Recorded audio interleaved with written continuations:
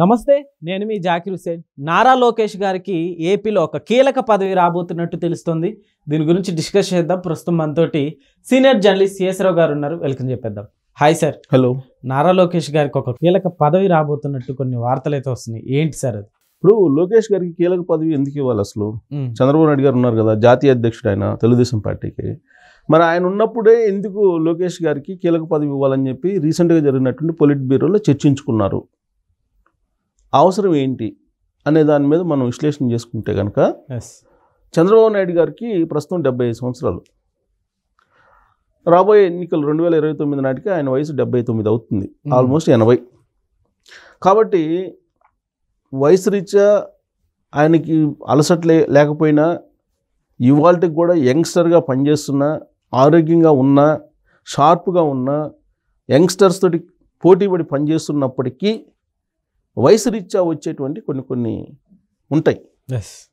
కాబట్టి వారసులను తయారు చేయాలి, పొలిటికల్గా రాజకీయ వారసులను తయారు చేయాల్సిందే పార్టీ నిలబడాలంటే కనుక. సో ఇప్పుడు ఉండేటువంటి వారసుడు ఎవరు పొలిటికల్గా తెలుగుదేశం పార్టీకి అని అంటే కనిపించేది లోకేష్ గారే, నారా లోకేష్. మరి లోకేష్ని మరి ఏ స్థాయిలో ప్రమోట్ చేస్తే, ఏ స్థాయి పదవి ఇస్తే ఆయన వారసునిగా విజయవంతంగా పార్టీని నడిపే అవకాశం ఉంది అనే దాని మీద పొలిట్ బ్యూరోలు సహజంగా చర్చించుకొని ఉంటారు. ఆ సందర్భంగా వచ్చినటువంటి అంశాలు ఏంటంటే, జాతీయ అధ్యక్షుడు పదవి ఇచ్చేయటమా, పూర్తి స్థాయిలో పార్టీ పగ్గాలు అప్పచెప్పటమా లోకేష్ గారికి, లేదు వర్కింగ్ ప్రెసిడెంట్ అప్పచెప్పడమా, లేదు ఇంకేమైనా కొత్త పదవిని క్రియేట్ చేసి ఇవ్వాలా, ఏం చేయాలి అనే దాని మీద ఒక సీరియస్ చర్చ జరిగింది. ఖచ్చితంగా ఒక కీలకమైన పదవి అయితే ఆయనకి ఇవ్వబోతున్నారు. అది ఏ పదవి అయి ఉండొచ్చు, ఏ పదవి కావడానికి అవకాశం ఉంది అని మనం ఒక్కసారి అంచనా వేసుకుంటే కనుక, చంద్రబాబు నాయుడు గారు గౌరవ అధ్యక్షుడిగా తెలుగుదేశం పార్టీకి ఆయన పరిమితం అయ్యి, జాతీయ అధ్యక్షుడి పదవిని లోకేష్ గారికి ఇస్తేనే పార్టీని రాబోయే ఎన్నికల నాటికి సంస్థాగతంగా బలోపేతం చేసుకుంటూ తన టీంని రెడీ చేసుకుంటారు లోకేష్ గారు అనేటువంటి అభిప్రాయం ఒకటి వినిపిస్తుంది. మొదటి ప్రాధాన్యత. రెండవ ప్రాధాన్యత ఏంటి? జాతీయ అధ్యక్షుడిగా చంద్రబాబు నాయుడు గారిని కొనసాగిస్తూ వర్కింగ్ ప్రెసిడెంట్ అనేటువంటి దాన్ని తీసుకుని పనిచేయాలి అనేది రెండో ఆప్షన్. కానీ ఇక్కడ సెంటిమెంట్ ఒకటి పనిచేస్తుంది. వర్కింగ్ ప్రెసిడెంట్ అనేది ఫెయిల్యూర్ కాన్సెప్ట్. ఎక్కడ ఫెయిల్ అయింది? పక్క రాష్ట్రంలో ఉన్నటువంటి తెలంగాణలోనే ఫెయిల్ అయింది. వర్కింగ్ ప్రెసిడెంట్గా ఉన్నటువంటి కేటీఆర్ గారు ఇవాళకి కూడా రాజకీయంగా ఆయన ఎదగలేకపోతున్నారు. కేసీఆర్ గారి నీడనే బీఆర్ఎస్ పార్టీ ఉంది. వన్స్ కేసీఆర్ గారు బీఆర్ఎస్ పార్టీ నుంచి పక్కకు తప్పుకున్న రోజు కేటీఆర్ గారు నడపగలరంటే నడపలేని పరిస్థితి ఇవాళ. సో వర్కింగ్ ప్రెసిడెంట్గా ఆయన గత 7 సంవత్సరాల నుంచి ఉన్నారు. అయినప్పటికీ పార్టీని లీడ్ చేయలేని పరిస్థితిలో ఉన్నారు. కారణం ఏంటి? అక్కడ కేసీఆర్ గారు ఉన్నంత వరకు ఇక్కడ కేటీఆర్ గారికి గ్రాఫ్ పెరగల. ప్లస్ వర్కింగ్ ప్రెసిడెంట్ అనేది ఫెయిల్యూర్ పోస్ట్ అనేది అర్థమైపోయింది. అసలు కేటీఆర్ గారిని అయితే కాబోయే సీఎం అని చెప్పి ప్రతి ఆయన బర్త్డేకి ప్రమోట్ చేసేవాళ్ళు. కానీ ఆయన ఆ పదవిని అందుకోలేకపోయారు, ముఖ్యమంత్రి పదవిని. అందుకోలేకపోతే ఈ మధ్యకాలంలో రేవంత్ రెడ్డి గారిని చాలా అదృష్టవంతుడు, నువ్వు చాలా తక్కువ ఏజ్లోనే ముఖ్యమంత్రి కాగలిగావు అని చెప్పి అసెంబ్లీలో ప్రస్తావించాడు. సరే, ఆయన ఈర్ష్యని ఆ రూపంలో వ్యక్తం చేశాడని చెప్పి కొంతమంది అనుకున్నారు. రేవంత్ రెడ్డి గారు ముఖ్యమంత్రి అయ్యారు అని, తాను కాలేకపోయాను అనేటువంటి బాధ కూడా ఆయనకు ఉంది. ఆయన పార్టీలో వాళ్ళే చాలామంది చెప్తుంటారు. సో కాబట్టి ఇక్కడ ఫెయిల్యూర్ పోస్ట్ అది. కాబట్టి ఆ పోస్ట్ని అక్కడ ఆంధ్రప్రదేశ్లో తీసుకొని లోకేష్ గారు ఎదుగుతారు, సీఎం లెవెల్కి ఎదుగుతారు అని అంటే కొంతమంది దీన్ని ఉదాహరణగా చూపిస్తున్నారు. కాబట్టి వర్కింగ్ ప్రెసిడెంట్ అనేటువంటి పదవి రూల్డ్ అవుట్, దాన్ని పక్కన పెట్టేశారని చెప్పి తెలుస్తుంది ఏది పొలిట్ బ్యూరో సమావేశంలో. మరి ఇంకా ఏముంటుంది అని అంటే, కొత్త పోస్ట్ ఏదైనా క్రియేట్ చేయాలి. కొత్త పోస్ట్ క్రియేట్ చేసి ఆ పోస్టు అనౌన్స్ చేయాలి. ఒకవేళ చంద్రబాబు నాయుడు గారు కనుక జాతీయ అధ్యక్షుడిగా కొనసాగాలి, గౌరవ అధ్యక్షుడు కాదు అని అంటే కనుక అప్పుడు ఏదో ఒక కొత్త పోస్టు క్రియేట్ చేయాలి. అంటే ఎలాంటి సార్? అంటే కొత్త పోస్ట్ ప్యారలల్గా జాతీయ అధ్యక్షుడికి ప్యారలల్గా ఉండేటువంటి పోస్ట్, ఏదో మామూలుగా మనం కనుక జర్నలిజంలో కన్సల్టెంట్ ఎడిటర్ లాగా, ఎడిటరు కన్సల్టెంట్ ఎడిటరు అంటే ప్యారలల్గా ఉంటాడు అనమాట. సో అలాగే ప్యారలల్గా నడిచేటువంటిది ఒక పోస్ట్ ఒకటి క్రియేట్ చేసి దాన్ని అప్పచెప్పేటువంటి అవకాశం ఉందనేది సెకండ్ ఆప్షన్. లేకుంటే ఫస్ట్ ఆప్షన్ నాకుండే ఇన్ఫర్మేషన్ కానీ నాకుండే అంచనా కానీ జాతీయ అధ్యక్షుడిగానే అనౌన్స్ చేసేటువంటి అవకాశం ఉంది. లేకుంటే డిప్యూటీ సీఎంగా మళ్ళీ ఏమన్నా మార్పులు ఏమన్నా జరిగి లోకేష్ గారికి ఏమన్నా ఇస్తే అది అయిపోయింది. డిప్యూటీ సీఎం అనేది ఆల్రెడీ కొంతమంది చర్చించుకున్నారు. డిప్యూటీ సీఎం అనేది తెర మీదకి రాగానే జనసేన పార్టీకి సంబంధించినటువంటి వాళ్ళు కొంతమంది వ్యతిరేకించారు, రకరకాల పోస్టులు పెట్టారు.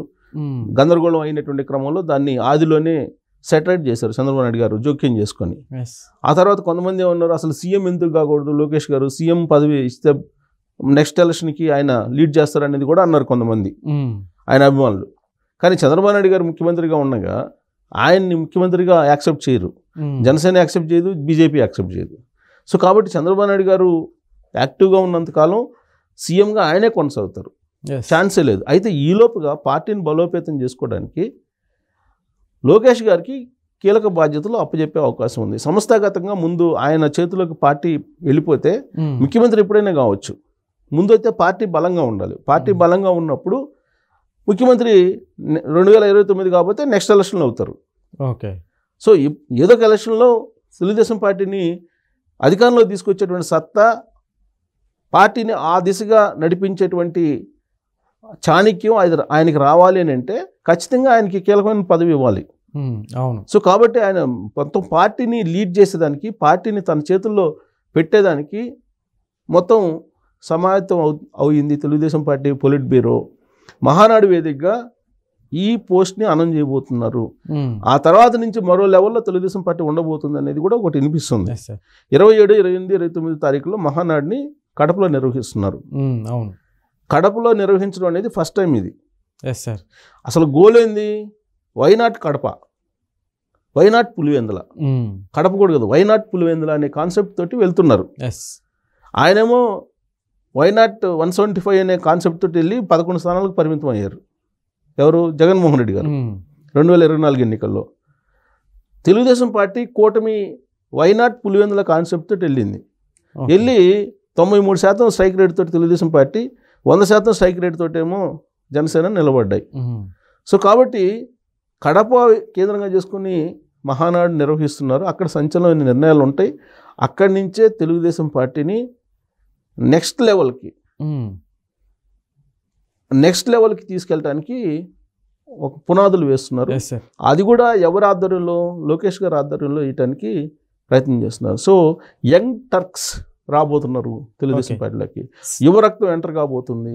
సీనియర్స్ని సాగనంపే కార్యక్రమం, లేదంటే బ్యాక్ ఎండ్లో వాళ్ళు సలహాలు తీసుకునే కార్యక్రమం మాత్రమే ఇక తెలుగుదేశం పార్టీలో ఉండొచ్చు అని చెప్పి భావిస్తూ ఉన్నారు. ఓకే సార్, అయితే ఇప్పుడు చంద్రబాబు నాయుడు గారి పొలిటికల్ వారసత్వాన్ని నారా లోకేష్ గారు కంటిన్యూ చేయగలుగుతారనే సందేహం ప్రతి ఒక్కరిలో కలుగుతుంది. సో ఏం చెప్తారు సార్? అంటే ఒకప్పుడు ఉండేది, ఇప్పుడు దాదాపుగా అది పలచబడుతూ వచ్చింది. ఎట్లా సార్? అంటే ఫస్ట్ తెలుగుదేశం పార్టీలో ప్రత్యక్షంగా ఎంటర్ అయింది ఎక్కడ? కార్యకర్తల సమన్వయ కమిటీ కన్వీనర్గా ఎంటర్ అయ్యారు లోకేష్. ఎంటర్ అయ్యి కార్యకర్తలతోటి మమేకమయ్యారు. మమేకమయ్యి మెంబర్షిప్ దగ్గర నుంచి వాళ్ళకి రకరకాలుగా ఈ స్కీమ్స్ పెట్టడం, ఆరోగ్య సంబంధించిన, అలాగే పార్టీలో ఉంటూ ప్రాణాలు కోల్పోయినటువంటి వాళ్ళ కుటుంబీకుల పిల్లలకి సహాయం చేస్తూ, ఇలా రకరకాలుగా కార్యకర్తల ఒపీనియన్ని, లేదంటే కార్యకర్తల మనోభావాన్ని ఆయన అర్థం చేసుకున్నారు. కార్యకర్తలు నాయకుడిగా ఆయన్ని గుర్తించారు తొలి ఫేజ్లో. ఆ తర్వాత ఏమైంది? 2014 నుంచి 2019 మధ్యలో ఆయన ప్రధాన కార్యదర్శి అయ్యారు, జాతీయ ప్రధాన కార్యదర్శి తెలుగుదేశం పార్టీకి. సో ప్రత్యక్షంగా అప్పుడు ఎలక్షన్లో ఆయన మేనిఫెస్టో తయారు చేయడం దగ్గర నుంచి ప్రతి దాంట్లో కూడా బ్యాక్ ఎండ్లో చాలా కీలకంగా పనిచేశారు. అధికారంలోకి వచ్చిన తర్వాత మినిస్టర్గా పనిచేశారు, ఐటీ అండ్ పంచాయతీరాజ్ శాఖ మంత్రిగా. సో యాజ్ ఎ పొలిటీషియన్ ఆయన కార్యకర్తల మనసును దోచుకున్నారు. మినిస్టర్ అయిన తర్వాత తెలుగుదేశం పార్టీలో ఉండేటువంటి లీడర్స్ ఎవరైతే ఉన్నారో, నాయకులు, వాళ్ళు కూడా యాక్సెప్ట్ చేశారు. ఎప్పుడు? ఆయన మంత్రి అయిన తర్వాత, ఆయన పనితీరును చూసిన తర్వాత. ఓకే, ఎగ్జిక్యూటివ్ సిస్టమ్ని రన్ చేయగలరు, అనేటువంటి ఒపీనియన్కి నాయకులు కూడా వచ్చారు. అంటే పూర్తి స్థాయిలో కాకపోయినా ఒక 50% వచ్చారు. ఆ తర్వాత 2019 నుంచి 2024 మధ్యలో ప్రతిపక్షంలో ఉంది తెలుగుదేశం పార్టీ. ఆ సమయంలో ఈయన పోషించినటువంటి పాత్ర ఏదైతే ఉందో లోకేష్ గారు, ఇది కరోనా సమయంలో కానీ, కరోనా తర్వాత యోగాలం పెట్టిన తీరు కానీ, యోగాలం చేసిన తర్వాత ఆ రిమైనింగ్ 50% కూడా లీడర్లు యాక్సెప్ట్ చేశారు ఆయన నాయకత్వాన్ని, ప్రజలు యాక్సెప్ట్ చేశారు. అవును, అది సక్సెస్ అయింది. కాబట్టి కార్యకర్తలు ఫస్ట్ యాక్సెప్ట్ చేశారు ఆయన నాయకత్వాన్ని, నమ్మారు. తర్వాత లీడర్స్ 50% నమ్మారు. 2024 ఎన్నికల ముందు యువగళం పాదయాత్ర సక్సెస్ కావడంతో పూర్తి స్థాయి లీడర్లు నమ్మారు, ప్రజలు నమ్మారు. సో మరి ప్రజల నమ్మకం వచ్చింది, కార్యకర్తల నమ్మకం వచ్చింది, సీనియర్స్ నమ్మకం కూడా వచ్చింది. మరి ఆయన నాయకత్వం పార్టీని నడపదు అని చెప్పి ఎందుకు అనుకోవాలి? ఖచ్చితంగా ఆయన నాయకత్వం రాబోయేటువంటి రోజుల్లో పార్టీని విజయవంతంగా తీసుకెళ్ళగలదు అని చెప్పి భావించడానికి ఇదంతా మనం క్లుప్తంగా రివ్యూ చేసుకోవచ్చు. Okay sir, thank you.